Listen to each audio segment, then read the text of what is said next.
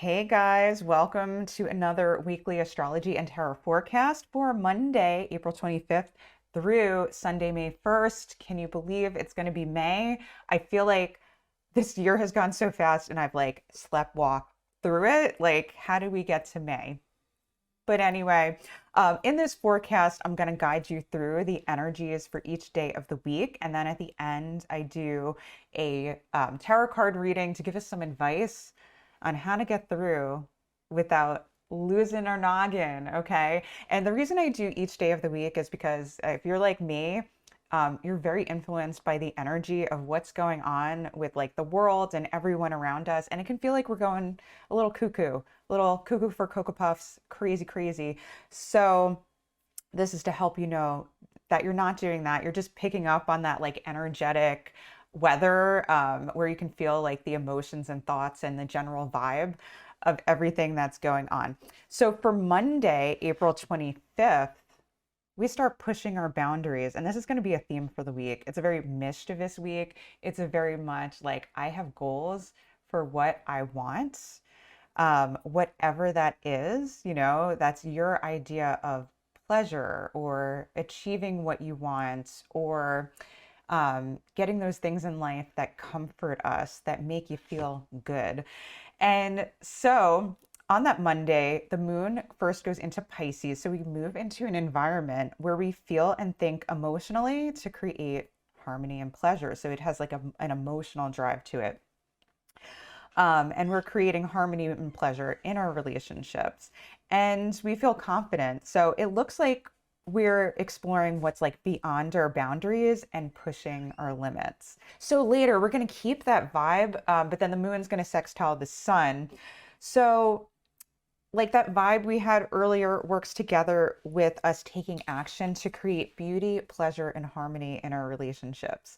So it feels nurturing and it feels like we're planning a date or a private rendezvous or get together with friends and family. Hopefully we are having fun. We deserve it, right? And then later at around 8:51 near me, going to be a different time for you depending where you are. I'm on the East Coast near New York City. So we have the moon conjunct Mars. Little bit of a energy, like the moon is nurturing. And then imagine putting like, a soldier in a home that's ready to like fight people. Not so pleasant. So our emotional thinking and feeling gets blended together with fighting and conflict because that's Mars, okay? And in an effort to create harmony and pleasure in relationships. So there's something about us like creating a fight to create that harmony or get some type of nurturing. Like we want people to nurture us or we want to nurture people and it's aggressive. So it's a type of fighting though that feels good. And it looks like us just testing our boundaries. And then what we also have going on is a Sun Saturn contra Antisha. So it's like the tension of us taking practical action to create pleasure and harmony in relationships. But we feel restricted. And it looks like we're being very particular about what we want. And we feel ripped off if we don't get it. Like we're not happy. But on the other hand, okay, there's also a tension with communication that's polarizing and creates conflict and it feels overbearing. So like there is that tension of us like taking the practical action, but then there's also communication where it's like, oof, like this is nasty. This is nasty stuff. Okay, so then on Tuesday, April 26th, we have that continuation of the Sun Saturn Antisha, where it's like the tension of us taking practical action to create harmony in relations, but meeting with communication that's like polarizing, that's restricting. And then later that day, we have the balsamic moon in Pisces. So it's like emotional darkness and viewing like these dark emotions and how we think and feel like our shadow side or other people's shadow and seeing fighting, conflict, and hostility. But here's the mercurial or mischievous thing about it. We're feeling pleasure or a sense of peace about it. Actually, that's actually very Pisces. Excuse me. Sorry to the Pisces out there. I went into Mercury, but this is actually a very Jupiterian type of thing. with the Pisces energy. So it looks like us indulging in a fantasy and really embracing that dark part of life and kind of liking it, kind of vibing with it. And then this is like early morning Wednesday, but I'm going to include it for Tuesday because you'll probably start feeling it Tuesday. We start to have this emotional thinking and feeling and pleasure blends with us asserting ourselves or creating fights and conflicts. We're kind of jiving with this darkness. So we start to get a little feisty and start to go like, I like being bad. I kind of like it. And it feels like we're really living, and it looks like we're indulging in some type of like fantasy of ours, fantasy thinking. And then also, technically Wednesday, but you're going to probably feel this more Tuesday, we have Mercury sextile Jupiter. So we come up with a practical strategy to assert ourselves or create a conflict, and it feels good. And it looks like we're working towards some type of long-term goal, right? There's some type of ulterior motive in our actions this week. And this works together with like, there's something about it that makes us feel emotionally connected to others by asserting ourselves or creating conflict. And it feels like very mercurial. And might feel like we're all over the place also.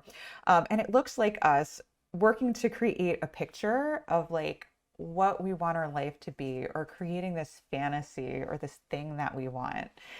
And then we move into Wednesday, April 27th. So first we have the moon conjuncting Jupiter, which is pretty nice. Moon Jupiter, always nice, always makes us feel like things are okay. Things are going to be okay. So we have emotional thinking and feeling blends with feeling connected through asserting ourselves or creating conflict. So this is a continuing theme because that moon Jupiter is making aspects with Mars. That's why. But it also feels a little mischievous, making an aspect to Mercury. And so it looks like we're continuing that, like creating the perfect fantasy or picture of what we want. We're kind of maybe indulge in some type of fantasy or experimentation of some sort, especially with like that Venus and Pisces stuff going on. And so this works together with the next aspect. We have the moon in Pisces sextile Mercury in Taurus. So we're making practical plans and a strategy to assert ourselves and create a conflict. So now we're still mischievous, but we're like, let's actually do something physical about it or something practical about it. And it feels very emotionally driven. So it looks like we're working steadily towards that big goal, towards that ulterior motive we have in mind. But later on, maybe because we're so like emotionally driven, or we're driven to an ulterior motive, we start to feel unsupported and empty. The moon is in the last like anaretic degrees later on. So it's like there's some type of emotional satisfaction that we've gotten, or even like practical, like something we've gotten like physically that we wanted, but then afterwards we feel like kind of empty about it. And then later we have the moon moving into Aries. So that means we move into an environment where like our thinking and feeling seems inspired and meaningful, and it connects us to other people.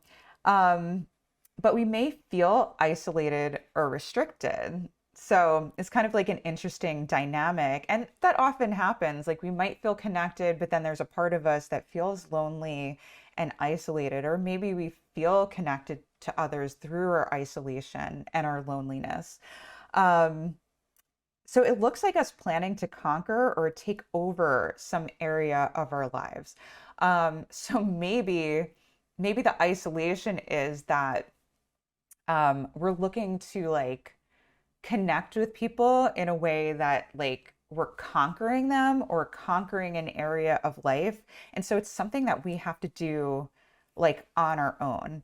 And maybe it's something we're strategizing on our own, but we feel like brave enough to like engage with other people, or we are engaging with other people, we're working towards our goal, but there is a sense of loneliness or isolation to it. So those are some of the dynamics you might be feeling or might be going on for Wednesday. Okay, and then Thursday, April 28th, We have Mercury in those last anaretic degrees in Taurus, getting ready to move into Gemini. So for Thursday, you may feel like practical strategies and communications create fights. Like there's all of these power struggles because we want what we want. We want to get to what we want.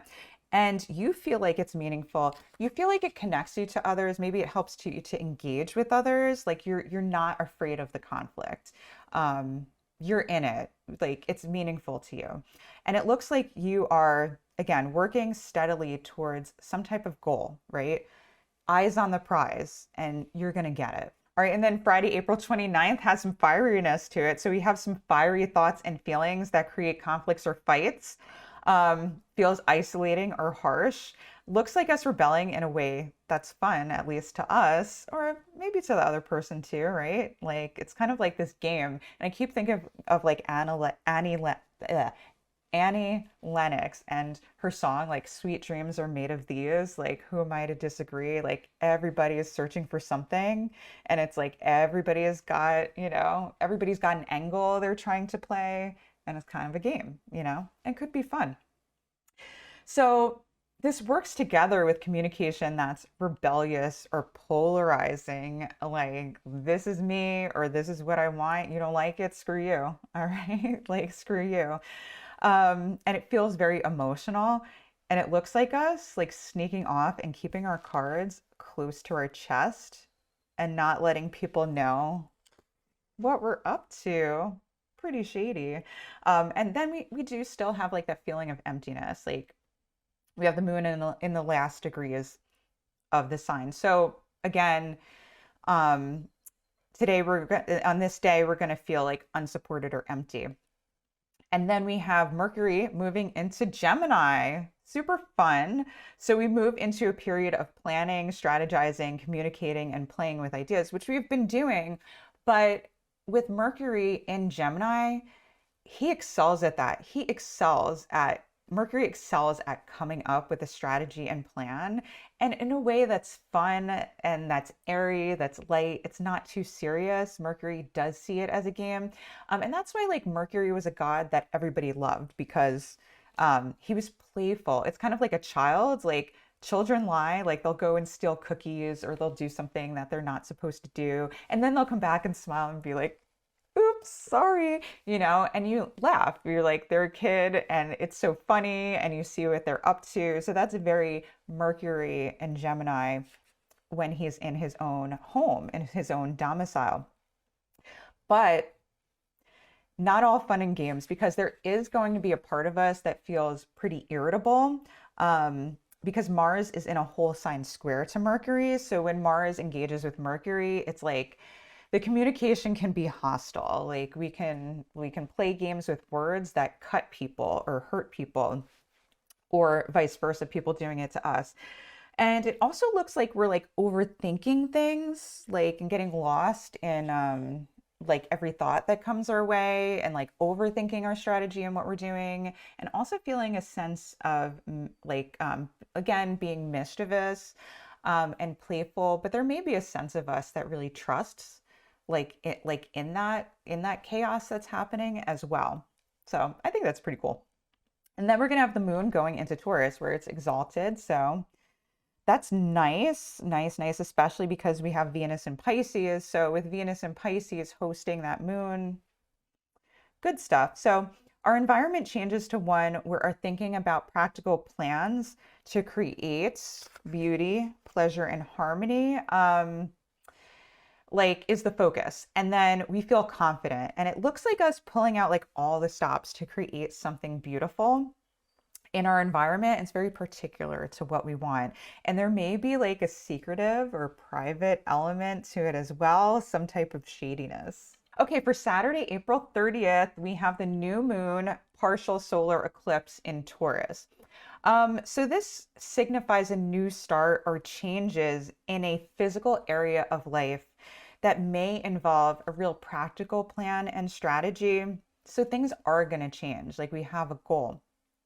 But there's something about it that feels painful. So it looks like we're not necessarily going to get our way. but it'll be okay. It'll be okay. All right. So it looks like us coming to terms with life the way it is, making peace with both life and death, joy and suffering. So, like, there may be a wrench in our plans, like when it comes to that beauty, pleasure, harmony in relationships, could involve money or physical things. Um, maybe we're not getting what we want, but we're okay with it. Or there's something about even like maybe we're not going to get what we want immediately, but there's a long-term goal and we're willing to be patient and work towards it. And then Venus conjuncts Jupiter. So we have emotional beauty, pleasure, harmony in relationships that blends with emotionally connecting with and experiencing and learning something about this life. So there is a feeling of pain or sacrifice connected to this, and it looks like us creating a beautiful experience connected to others. So Saturday, we have this more genuine experience of connecting with others. Maybe we do put our plans aside, like we table those ulterior motives because we're pulled to actually connect to people in a more fulfilling and genuine way. Like when we're always like strategizing and thinking of what our goal is, we miss the ability to just be present and to just flow with what happens. And just accept what's happening so that we can actually experience it and actually experience genuine pleasure, like by being fully present in the moment. Because what I find is like when I actually sit and I'm present with the moment, it's almost like a trip, like a psychedelic trip for me, where I'm like, whoa, there's so much beauty in life. There's so many things that are interesting, so many things that are trippy in life. Like if you just sit and really sit with what exactly is going on, just look at the things around you, like really sit with them. You're not thinking about like what's happening next, but you just sit with what's happening. And there's something so cool about it. And for some reason, it's so hard to do. The way our minds work, it like pulls us away because we're always like, oh God, we got to survive. We got to survive this life. And so I think Saturday, we're going to have that moment where we feel like that trippiness I'm talking about, and we feel like, wow, this is really cool. Okay, so then for Sunday, May 1st, happy May Day, we have the moon conjuncting the North Node. So practical thinking and feeling that merges with a hunger to achieve or to get something. We're back to being goal-oriented.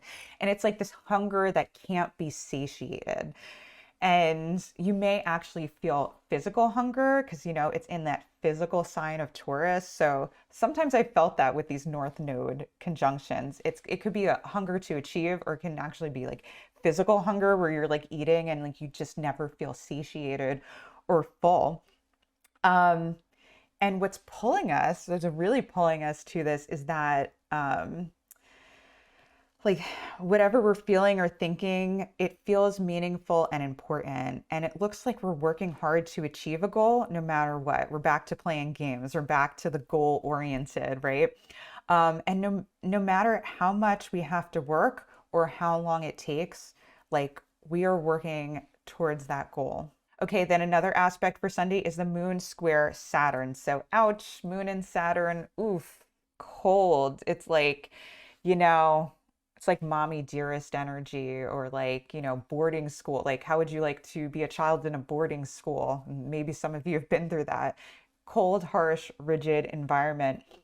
Because like Saturn is boundaries, structure. The moon is like, oh, let's just love on everybody and nurture and take care. So they don't mix that well. Okay, so practical thinking and emotions. We'll focus on creating boundaries and structures like that boarding school, right? It feels harsh and isolating. Looks like we're working hard on that long-term goal and being like very restrictive. And so this like, there's also a tension, like we're feeling a tension with ideas and communication that's like rigid and polarizing. And it feels emotional. It might feel like, ouch, or like depressing. Um, and it looks like us, like I maybe really isolating, like keeping our secrets close to our chest.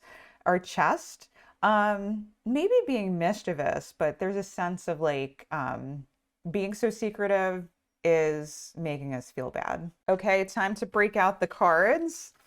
and do the reading for the week and, see what's going on, see what's happening. Let's see. I just want to adjust the camera. Gotta like fiddle with things today. Because I guess my eyes on the prize too. My eyes are on the goal for this week. What am I gonna achieve? What are my big like power moves this week? I gotta think about it, All right, so let's see what we have for the energy of the week. Ooh, we have the Lovers reversed, creating chaos in the name of harmony. Yeah, there's this huge lust, and I don't like to use the term bad, but it's like lust in a bad way. It's like, yeah, okay, I'm just seeing like pure lust motivating us this week and this dark energy that we're like sinking into. And we may be fooled into thinking that it's wisdom, into thinking that this is like, this is like the way life is supposed to be. There is a darkness where like life is supposed to be this way, is the message that I'm getting in the energy of the week. And I feel like our spirit guides are going, no, not quite, not quite. Like you're being like totally messed up this week, but no judgment. Like we're all in it. But it's a very like lust driven type of week. And really where our ego may get the best of us. And where we may not be seeing like through clear eyes or our best self. Yeah, we're like motivated with lust. Okay. And then, so the situation that might come up this week, we have the Fool reversed, right? It changes with us. Fool reversed. Let's see. What I'm getting from this card is like something like nipping at our heels. Like we're feeling a pressure to do something. We're like we're feeling like this irritation towards us to like move forward and like maybe with those goals and achievement, it's like just this irritability, like we have to move forward, like we have to take a leap. Um, like we have to push forward. But there's a part of us that doesn't want to. So like there's this like irritation with us. Like there's this like pure idea or goal of what we want to achieve, where we want to be, or what we desire to have. So this could be, it doesn't necessarily mean big power moves. It can be like in our relationships, like desiring comfort, desiring pleasure, um, desiring for things to grow and be fertile and be like, um, have a sense of ease and like comfort and pleasure and abundance. And we feel like a pressure to achieve and attain that. So maybe to attain that like relationship or love or comfort, you know, like the right relationship, personal relationship, beautiful, like like intimate relationship, romantic relationship, or job. Like something about it, it could be a career too. Could be like negotiating with the right people, um, to make more money or to have more stability or security. But there is some type of thing irritating us. Why is this coming up? Okay, so we have the Six of Swords reversed. We're trying to move forward. Like there's a move that we're trying to move forward. Um, and we're tired of being held back. Like we're tired of being prevented from moving um, to this new life or new way of being. Like we're tired of being in limbo.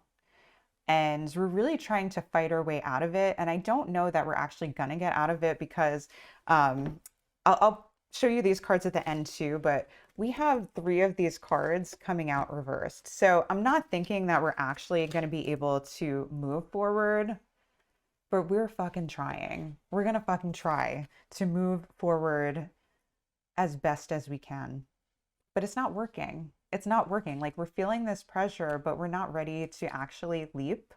Like we're not ready for those changes. And with like we have that eclipse happening in Taurus, so there is going to be a change in like feeling pleasure or feeling secure, right? Changes are coming, but they're not coming yet because when those eclipses happen, they can take like a year or more, year, 2 years to actually like manifest, like for whatever that eclipse was like supposed to be giving us, you know, to happen. So what's the advice for the week? I find this really interesting. So we have the Four of Pentacles upright, and I feel like it's sit tight. We have this energy to just sit tight, hold on to our horses, don't make any moves. Like, actually, okay, so this is the time to be cautious. This is not the time to move forward and start something new or take a leap of faith or be reckless. Like sometimes, hold these cards up for you. Sometimes there's a time where it's like, just do it and don't think about the consequences and just go for it. But with the Fool reversed and then, sorry, what am I pointing? Yeah, okay, Fool reversed. And then we have the Four of Pentacles. This is the energy of be cautious before you do anything or start something new. This is actually the week to stay in your comfort zone and to not go out of it and not try to do anything new or revolutionary. I know we want like that revolution in our lives. Like life has sucked for years and years and years. And it feels like we're in limbo. Like we want the ability to move forward. But this week is not the time to do it. You know, there will be times in the future where we can do that. Ooh, okay. And so the outcome of the week, we have the Page of Swords reversed. I'm not liking this. I'm not liking this. The outcome of the week is like, we're like embodying like as a person and seeing in other people this real anger and irritability and these like fighting words, using words as weapons, um, like being mercurial, right?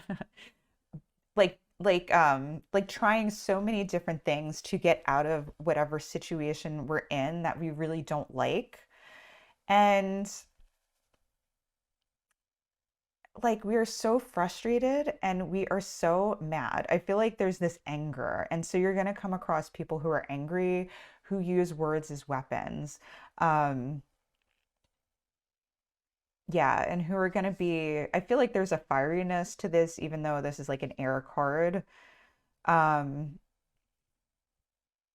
yeah, I feel like there's this energy, like this aggressive energy of like movement, but it's like this tension of this energy. Like there's a lot of energy, but it's not moving anywhere, and people can't really express it. And it's just like, um, there's this like irritability and hostility happening this week.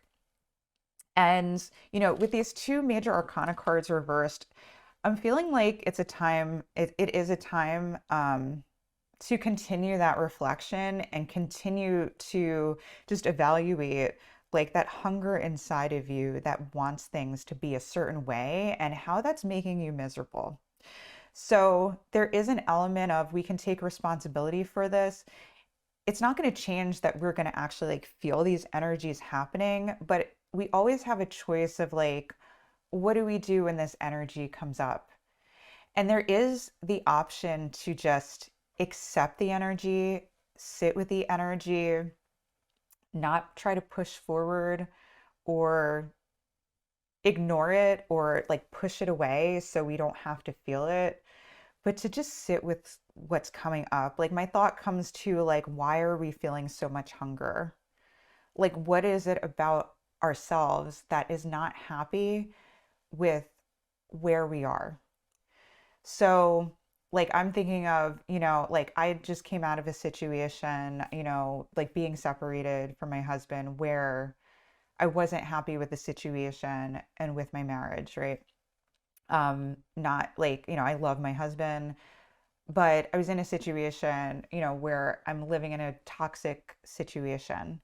And so the ironic thing is that I ended up becoming the happiest I've ever been in my life because, there was part of me that's like, okay, I have to get out of this situation and I have to move on and this isn't a good situation, right? However, I also took the opportunity to go, I'm going to do my best to be happy, mentally healthy, feel emotionally whole in this situation where I'm in like one of my worst case scenarios. It really was like one of the most one of the hardest experience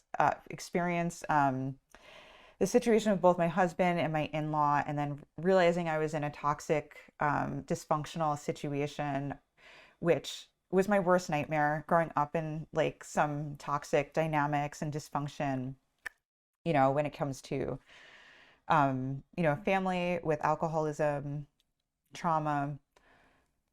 It was like the worst case scenario to be like 40 and being like, and having worked my whole life to not be in this situation. And then I'm in that situation.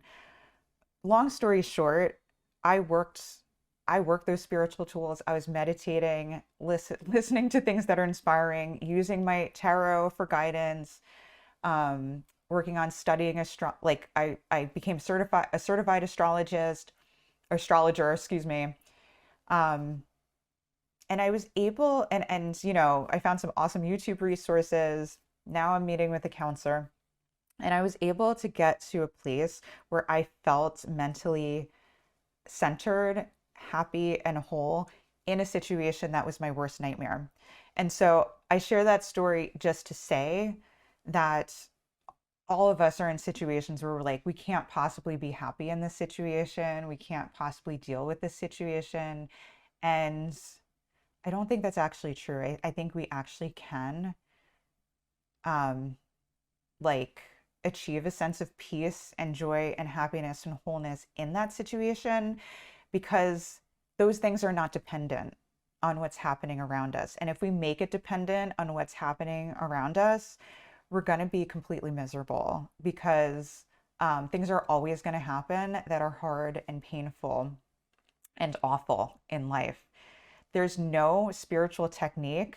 There's no manifestation ritual. There's nothing that's going to take that away. I really thought on this spiritual journey, and probably you do too, that there's going to be a point where like no painful feelings come up, nothing hard comes up, nothing difficult comes up, right?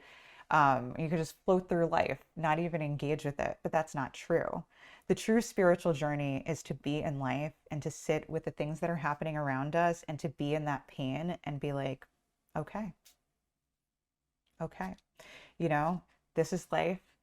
This is what it is. Um, I'm going to embrace it or not even embrace it, but you can be like, this is the situation. This is awful. Like, you don't have to ignore that the situation is awful. You can be like, this really sucks. This is awful. I feel angry. I feel emotional. I feel like hopeless or upset, right? And you can realize that that's this external situation. And even your thoughts and emotions about it are external, right? Because these are physical things, right? When your soul leaves the body, you don't feel these things, right? In near-death experiences where people leave their bodies, they don't experience that pain anymore. So there is a part of us inside of us that we can always connect to that is a source of peace and calm in the storm and joy. And we can use whatever spiritual tools we use to get to that place. And we don't have to judge ourselves for feeling all of these like nasty emotions. We can just be like, okay, that's life. And there's still a part of me that's safe from this, that is connected to something greater, that feels joy and love and peace and wholeness. And that love is inside of me. And that's not coming from my husband, my boyfriend, my girlfriends, work. It's not coming from food. It's not coming from alcohol. It's not coming from anything else. It's a state of who I truly am, the heart, right? If you think of the soul, it's represented by the sun and the heart. And And it's this joy, and it's this thing that's always there. And, I hope I'm explaining myself okay, but I'm just telling you, there's a place inside of you that's sunny and whole and full of joy, no matter what situation. And you can get to that place if you don't look to anything else, anything in your physical environment, nothing in your, even in your thoughts and emotions to get you there, but that you just realize that there's a part of you that is this spirit inside of you, like that was created um, by like a deity, right? Like you're part that you have this life force inside of you that's going, this is a pretty cool ride. All right, so let me look at the cards, see if there's any more like messages that I'm getting from this. Yeah, there's wisdom in the gray, right? There's wisdom in the in between. Yeah, you don't have to rush forward to get to some other place. There is a revolution in being able to be where you are and being able to rock it and to rock whatever's happening and being like, this is who I am. And even if you're a mess, even if you're feeling like if you feel like a mess, like you're not a mess, like you're human, and it's okay to be where you are and to experience what you're experiencing. And there's something sacred in that, and there's something joyous in that right now. And there's something really brave about facing whatever pain you're in right now with courage and confidence. All right, guys. Hope you enjoyed this reading. I'm going to turn the camera over to the cards. Before I do that, I just want to remind you to like, subscribe, and hit the bell to be notified for whenever I release a video. I do this reading every Sunday. I also teach videos on tarot, astrology, any other fun spiritual stuff that I think you need to know about. Also, if you'd like to book a reading with me, you can go to valentinelister.com. And without further ado, let's look at the cards. All right, guys, as promised, here are the cards for the week. So all the way to the left, we have the Lovers reversed, which is the overall energy of the week. Then we have the situations that might come up this week, and we have the Fool reversed. The middle card is the Six of Swords reversed, and that is the card that represents why this situation is coming up. The advice for the week is the fourth card from the left, and that is the Four of Pentacles upright. And then the last but not least card is the outcome of the week, and that is the Page of Swords reversed. If you'd like more time to reflect on these cards, pause the video, and I will see you guys soon. Love you.